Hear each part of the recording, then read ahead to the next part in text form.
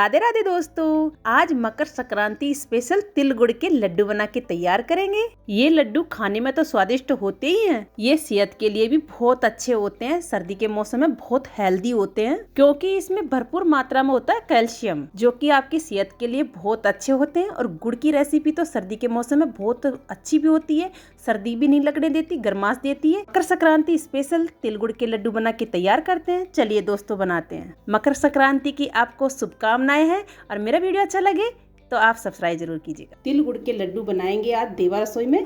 तो तिल गुड़ के लिए हम 300 ग्राम तिल ले लिए और 300 ग्राम ही गुड़ ले लिए हैं। अब तिल को साइड में कर देते हैं और गुड़ को क्या है ना, मैं कद्दूकस करूंगी तो थोड़ा आसानी रहेगी मिक्स करने में।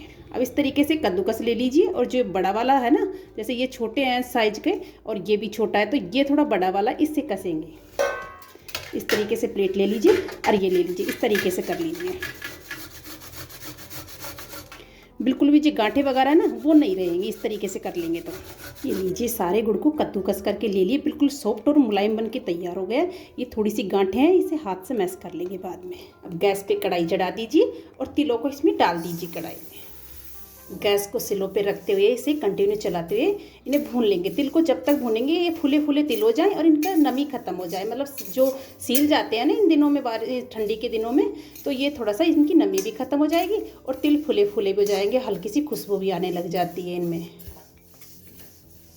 मात्र 2 चीज़ों से बना के तैयार करेंगे और इतना स्वादिष्ट बन के तैयार होंगे कि आप यकीन नहीं होगा कि इतना स्वादिष्ट इतने सी 2 चीज़ों से कैसे बन के तैयार हो गए। इस 1 से 1.5 मिनट इन्हें इस तरीके से चलाते हुए भून लेंगे।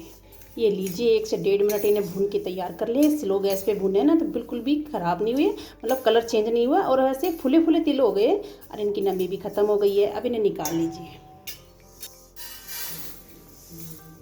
थोड़े तिलों को ठंडा करके और फिर पीसेंगे। थोड़ा ठंडा हो चुके हैं ये, अब इन्हें पीस लेंगे। मिक्सी का जार ले लीजिए और उसमें इस तरीके से डाल लीजिए, मतलब किसी भी चम्मच से यह बाहर ना गिरे। 1 नहीं 2 राउंड में ये पीस के तैयार होंगे। अब पल्स मोड पे पीसिए, जैसे एक बार कट को चलाइए फिर रोकिए फिर चलाइए तो बिल्कुल पाउडर जैसा पीस के तैयार होगा। और एक साथ चला दोगे तो बिल्कुल वही मावा जैसा बन जाएगा। ये लीजिए, तिल पीस के तैयार हो गए। खुला खुला पाउडर जैसा बन के तैयार हुआ ना। अब एक साथ चला लेते तो ये तिल ऑयल छोड़ देते हैं और बिल्कुल ऐसे मावा जैसा बन के इसी में तैयार हो जाते हैं, तो फिर वो अच्छी मिठाई नहीं बनती है। अब कोई बर्तन ले लीजिए इस तरीके का और इसमें डाल दीजिए।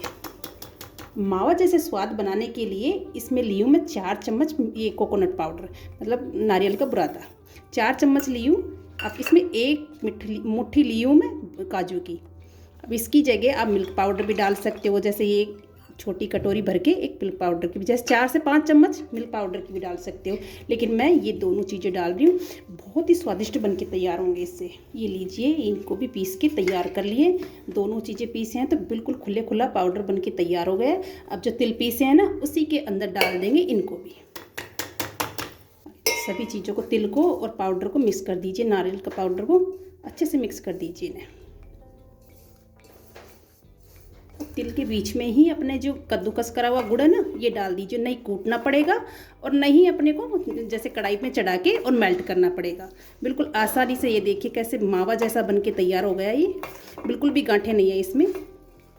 गुड़ डालिए, मतलब गरम गरम 2 से 3 चम्मच इसमें घी की डाल देंगे। गरम करके डालिए घी को।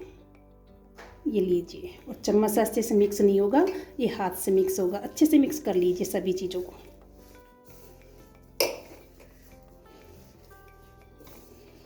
अच्छे से मिक्स कर दिए हैं तिल को और गुड़ को, बिल्कुल भी कोई गांठे वगैरह नहीं है। ये देखिए कितना मुलायम बन गए ना। अब इसके छोटे छोटे लड्डू बना लीजिए इस तरीके से।